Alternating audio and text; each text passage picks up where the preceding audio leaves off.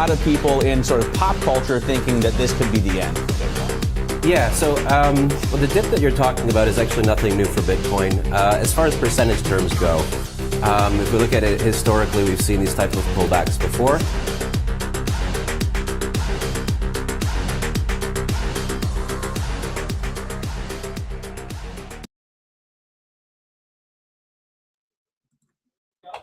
We have seen these kinds of pullbacks before. I love that intro, man. It always gets me pumped. It gets me fired up to get on the live stream and get into talking some markets and numbers and Bitcoin and all the good stuff. The lovely and talented CEO and founder, Monty Greenspan. How are you, sir? What's up? It's Tuesday here in the States. Unpacking right things on. Early in the morning. Now you're kind of coming to the end of your day on your side of the world. Just really quick before we get into Bitcoin and the markets, how is the Tuesday been for you on your side? Are things lightening up a little bit as far as the missiles and everything, or where are you and your family and all of that right now? Really quick. Oh, I appreciate that. First of all, we have a major holiday tomorrow, Passover. So I've been cleaning my everything. Just about. Yeah, we started at the top of the house and moving our way down to the kitchen. The kitchen is the last because, yeah, you want to eat your leavened stuff up until the end. Tonight we have a search for chametz. Chametz is like anything leavened. We don't eat it for 8 days straight, like bread or cookies or cornflakes or anything like that. Anything that's not labeled kosher for Passover, we don't eat. So Gotcha. Mostly just vegetables and the flatbread matzah. Far as and if I do have to cut this live stream short, I apologize. My wife might barge in going, "Why aren't you cleaning right now?" And then all bets are off. And so if that happens, I just kind of apologize in advance. We'll just end it very, very smoothly. Sure. As far as the missiles are concerned, they have been getting less frequent. Good. Praise God. We've been seeing open miracles here by the day. They hit a oil refinery in Haifa, apparently. Well, again, miracle. Nobody was killed. So, yeah, it's for the amount that they're sending and that they're targeting civilian infrastructure for the most part. We're just happy to be alive. Yeah. Well, hopefully this escalation of violence and terror and war and all that can come to an end, and we can get peace and families can get back to what they do best. That's spending time with one another and having fun. So we'll continue to keep you and your family in our prayers, and just for the world in general. But let's take some moments and turn our attention to the markets. We'll look at Bitcoin right now. Where is it? Where does the market feel? Does it feel strong? Does it feel stuck? What could trigger the next breakout or pullback? I mean, you are an analyst. You've been doing this for a long time, longer than most people I know. Just really quick. Yeah, let's pull up the chart and we'll share that really quick as well. I'll bring that up for you. Yeah, absolutely. I've been definitely doing this longer than some people in our community have been alive, to be straight. Yes. And I do have a license to do this sort of stuff as well, which is kind of a rare thing even in this market. Here's Bitcoin over here. The S&P 500 has been coming down. I think that's like literally the thing that we want to look at. S&P 500 right there coming down, and the dollar gaining strength since the beginning of February. So for 2 months straight, gaining strength throughout the as the war progresses. So yeah, I think those are the two things that are quite interesting. Bitcoin, it's just not. I mean, crude oil here at $100 a barrel, which kind of makes sense given that the closure of the Strait of Hormuz,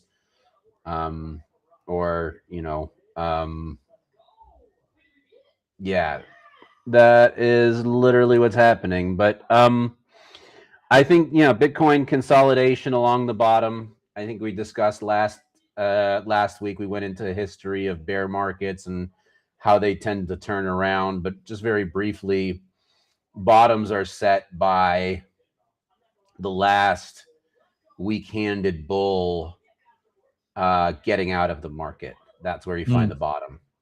and that generally can happen during a capitulation phase, which would be marked by a strong candlestick, red candlestick downward, and then the true bottom, and then a nice sizable bounce. So that's what we look forward to.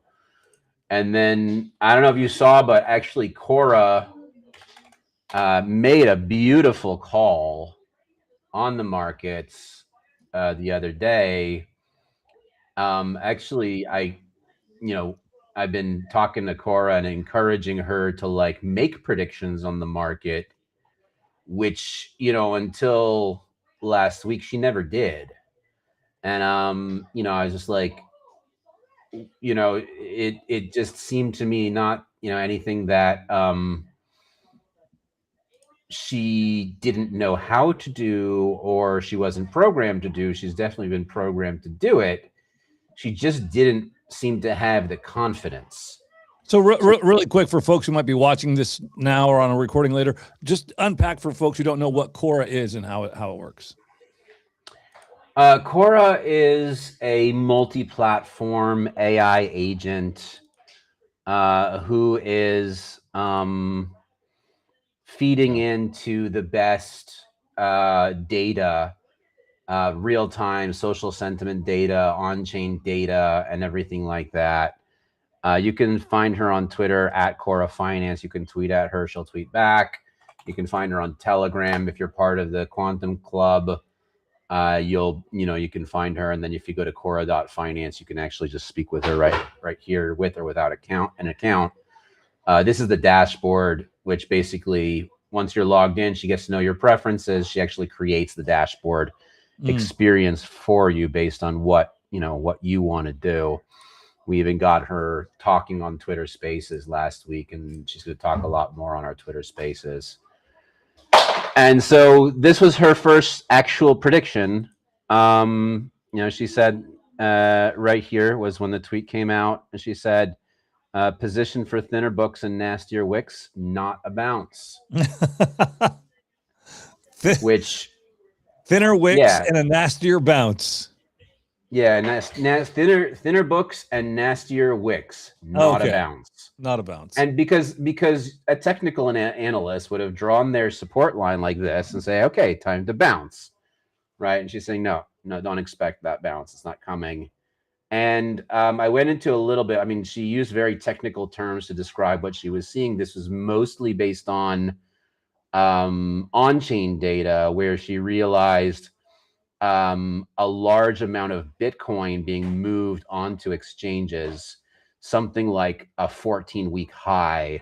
Oh my gosh. From her assessment.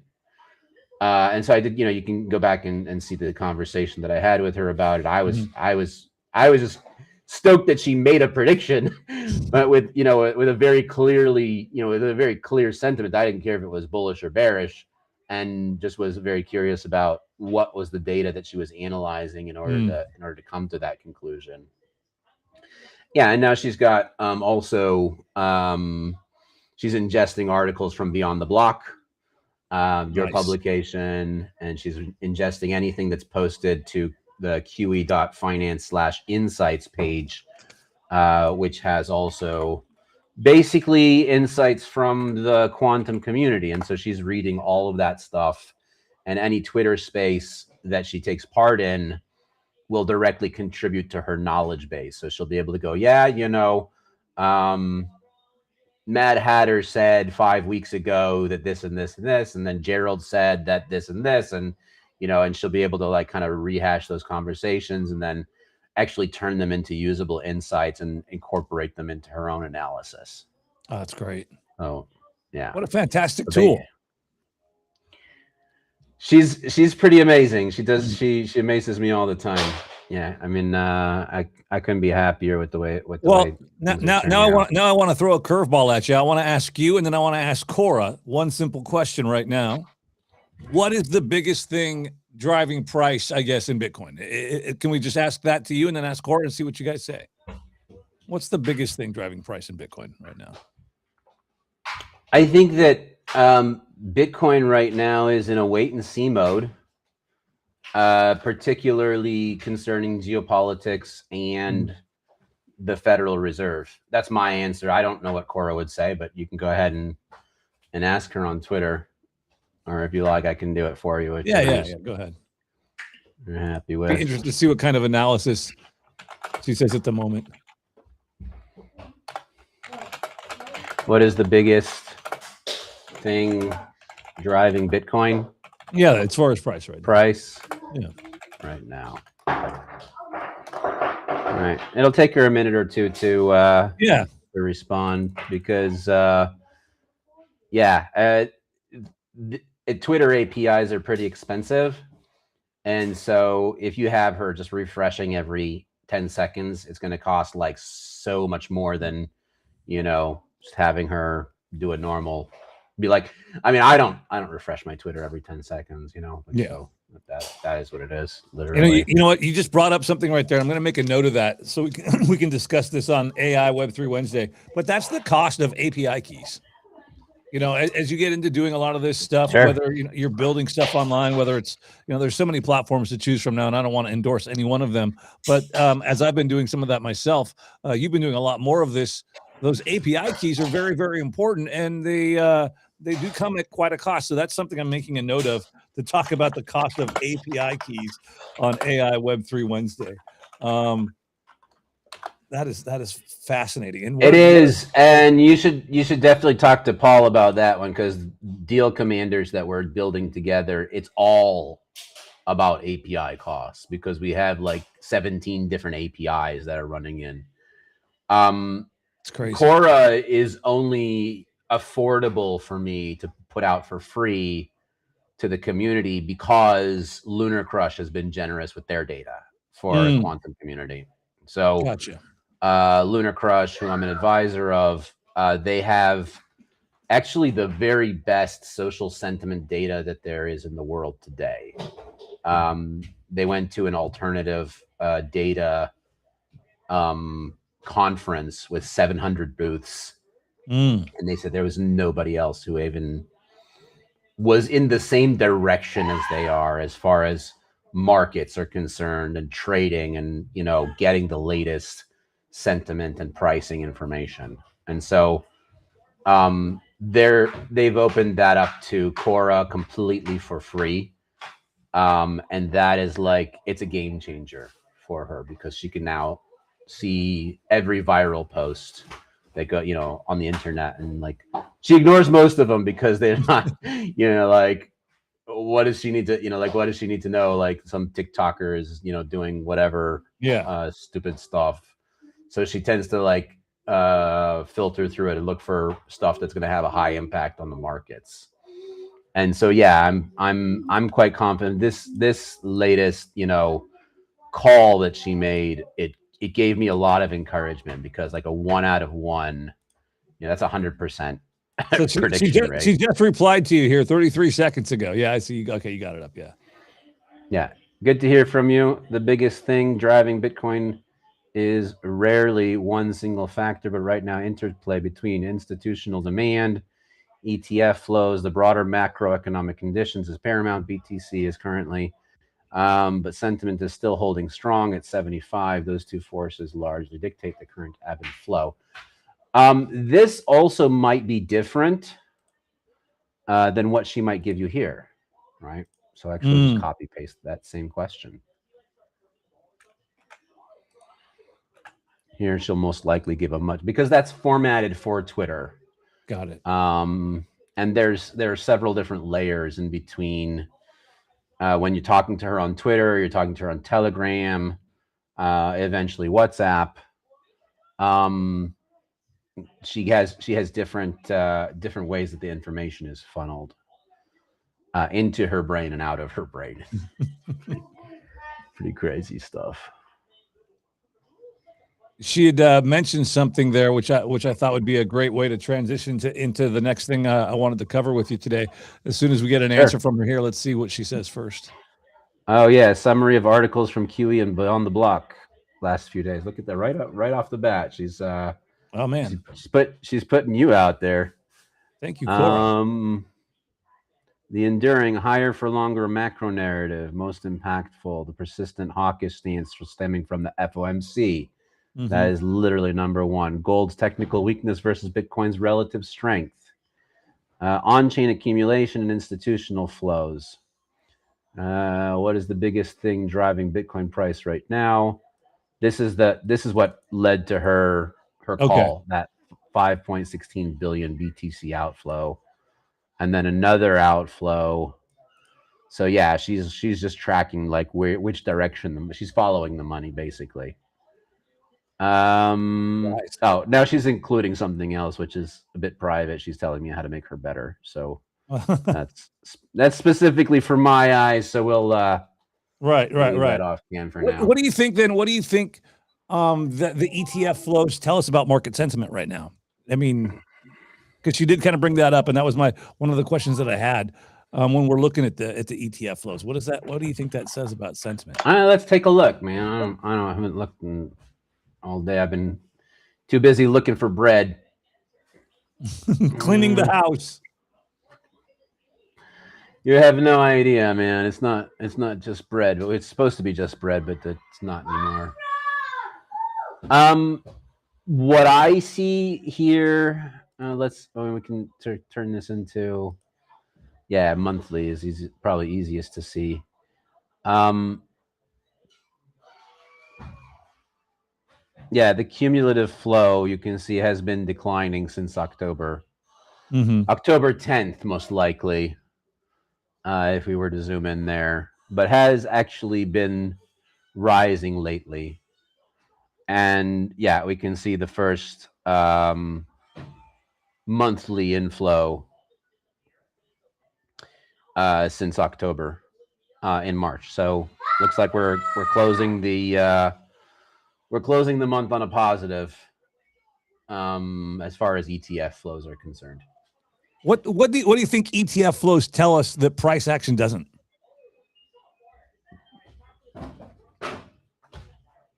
Nothing, man. No, nothing beats price. Price is the ultimate. I mean, there's no when you try and analyze. I mean, oftentimes, I mean, there is no better indicator than price. Actually, this is the market actually telling you what the value is. Okay. And that already factors in all of the publicly available information and some of the privately available information. I'm not just talking about Bitcoin here. I'm talking about any asset. Gotcha. And so for any asset, the price is the ultimate indicator. And then what an analyst like myself, or what I used to be, in eToro and whatnot, the job is like really to look at price most of the time and say what happened in retrospect and say, okay, why did it go down or why did it go up? Because you're going to have journalists coming to you and say, hey, Bitcoin went up 5%. Why did it do that? And they're like, well, I have no freaking clue. Let me go scroll on Twitter and read all the news. Let me ask Cora. Why it might have. Well, yeah, that was the before AI. Yeah. These days you just go ask Cora because she's got all that data even better than Claude or ChatGPT would. So the ETF flows is more like looking at it from a different perspective, trying to figure out, given the price movements, who are the buyers and sellers and where is the most trading happening. And then you can look at on-chain data, how many Bitcoin transactions are happening, how many new wallets have been opened up, or how many unique addresses, or what's the overall on-chain volumes. Those can be pretty interesting as well. And then you can look at exchange volumes, which I don't trust them as far as I can throw them, but are still, somewhat of an indication of where the trading is happening and relative to yesterday or a week ago. Do you think that the inflows and ETFs really matter that much anymore? Or are we just kind of used to the, watching this? And this is like one of the metrics we have to watch because we follow all the folks at Bloomberg who do the ETF. I mean, is it really that much of an indicator anymore, the inflows and outflows? Does it matter as much? It depends what you're trying to do. I mean, if you're day trading, I don't recommend it in this market. I mean, it's not like it. Lately, things have been just pretty consolidating, which is at this point another word for dead. So no, it don't really matter who's been doing all that dead. That's not important. I would be inclined to think, though, that seeing that last chart that you showed up, a little bit of the reversals there, and I think that we maybe kind of back, if I'm not mistaken, the numbers on the ETFs, we might be back to almost kind of an even point for the year, because we saw those massive outflows, at the end of the year. You see all those red candles there. Let me just make this a little bit bigger. We'll talk about this. Yeah. But you see all these massive red candles here. This green that you got here at the end, this to me shows a little bit of hopium. If I'm looking at this way, that, okay, maybe they are starting to come back. Maybe we're starting to see, institutions allocating now, getting in, positioning themselves possibly. To me, that gives me some hope when I see that green candle there after a record long time of, man, look at that. Yeah, red. You're right. And a lot of people tend to look at this as smart money and what's the smart money doing. Mm-hmm. But a simpler way to say it is just to look at the price. And my cousins who bought Bitcoin because of me, or not because of me, but they consulted with me before they bought Bitcoin at 120. And I know the meme is like, oh, all the people that I told to buy at 120 are coming after me now, whatever. Actually, what I told them at 120 was, I don't know if it's going to blast through, right now or have a major reversal. I don't know. And, at the time they were asking me, okay, well, how much of my portfolio should I put in it? I said, as much as you're comfortable, dip your toes in the water slowly at first. And, the answer, like for anybody who does a lot of research into Bitcoin and goes down the rabbit hole, generally speaking, the number becomes 100% on a long enough timeline. But you start off at 1%, right? You start off at 1 or 2%, and that's where you need to do. That's where you need to be until you feel comfortable holding through that sort of extreme volatility. And so both of my cousins came back to me a couple of weeks ago. Okay, Mati, it's time to get more, right? Tell me it's time to buy the dip, right? Mm-hmm. And so any asset, and if your point is to make money in a market off of speculation, there's only one way to do that, which is a 4-letter sentence. It is buy low, sell high. Those 4 words are the way that you make money in the market every single time. And so if you bought high and sold low, then you're doing the opposite of making money. You're losing money. And so if your point is to buy low and sell high, and you have a long enough time horizon where you're saying, okay, Bitcoin eventually is going to $1 million, then yes, buying at 67K makes a lot more sense than buying it at 120. Will it hit 55 on the way? It might. But in the infamous words of John McAfee, do you know how fucking stupid you sound? Right? Like, he's like, you're asking me if you should buy it at 3K or 5K when we're going to 5 million? Mm-hmm. Do you think it's going to make that much of a difference? Let's buy it now, hold it, we're going to the moon. Right? Those are very extreme words by a very extreme, dearly departed man. But yeah, the message I think rings true a lot for anybody who's buying on spot. If you're a daredevil like me trading Dogecoin at 200x, you want to see sometimes 300 just for the fun of it.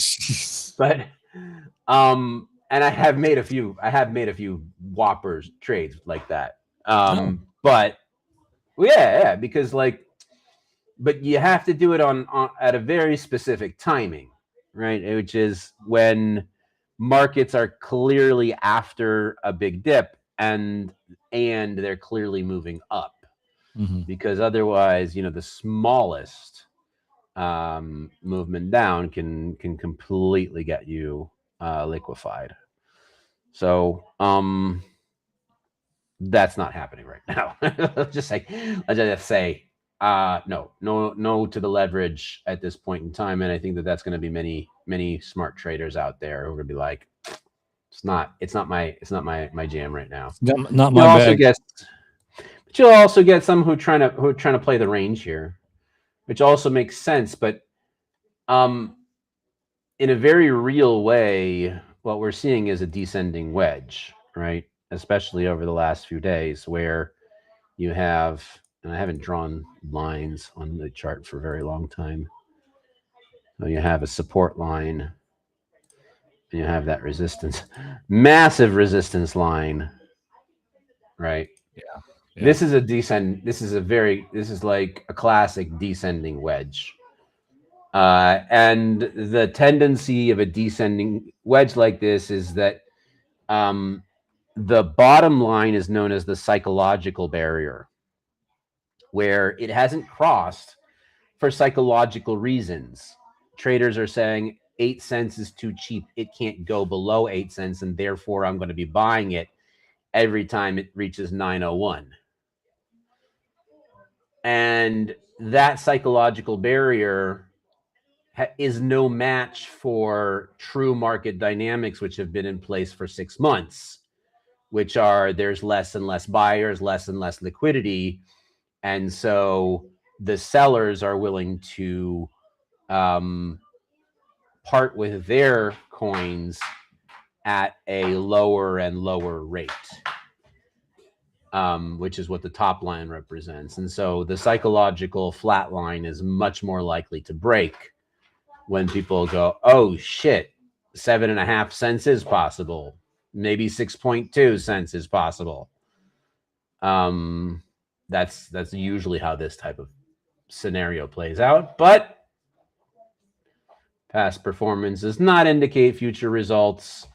And all it would take to like completely obliterate this line would be like a nice puncture above 10 cents. 11 cents, 12 cents, and people are like, oh shit, we're going to the moon, and then we're back at 40. So that's the type of thing that I'm just waiting for. But we'll wait for the market to do its thing before I do mine.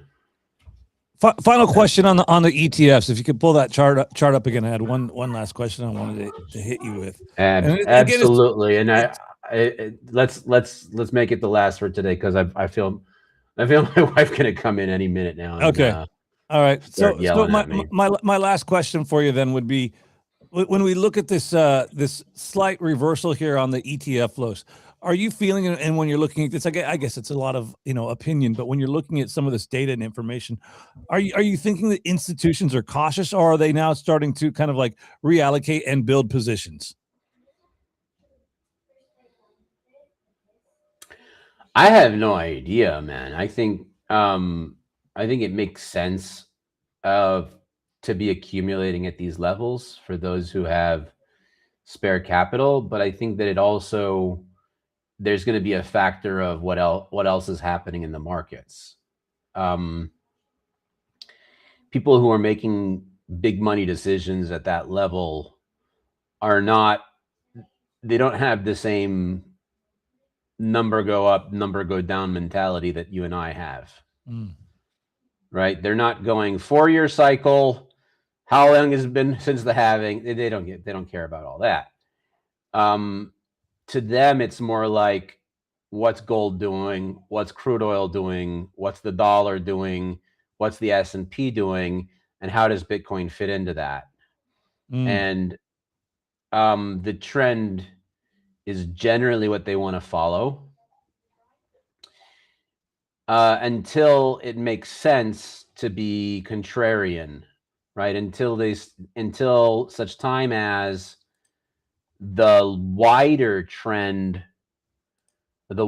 uptrend is the more dominant than this short-term downtrend. So the wider uptrend, if we go to the weekly charts, right, is like, from 16,000, going to the moon, and say, okay, well, where's the level of support, and how much of a drawdown am I willing to suffer endure through? Yeah. Yeah, Those are the exactly. times when diamond hands are made. Absolutely it is. Those are the times. Yeah, I don't know, diamond hands were made in 2021, That's true. when markets only went up. It was easy to diamond hand back then. Not so easy in a bear market, let me tell you. But yes, we'll see how it goes. I mean, right now, consolidation, which means boringness for us traders, and it's also a time of building. And yeah, so the quantum economics earn program doing very well, bringing a lot of traffic to the site, bringing a lot of excitement around the projects that we're building. So hats off to all of the newcomers into QE over the last 2 weeks. You guys are awesome. You're doing a great job. Keep it up. We've increased the budgets for you guys, so you can now come and check out the campaigns. And we're going to run a meme coin, quantum economics meme competition pretty soon. Run right through the earn campaign. But we have to wait till markets moving up, because why would you do a meme competition when the markets are moving down? Yeah.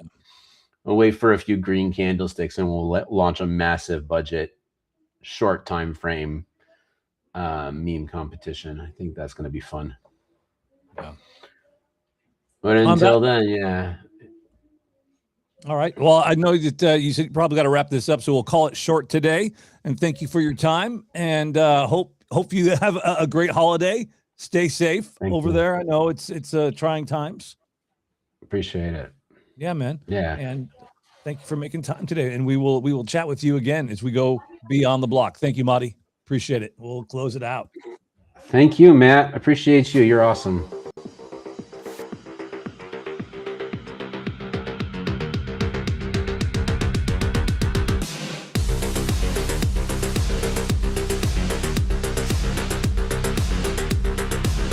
A lot of people in sort of pop culture thinking that this could be the end. Yeah, so well, the dip that you're talking about is actually nothing new for Bitcoin. As far as percentage terms go, if we look at it historically, we've seen these types of pullbacks before.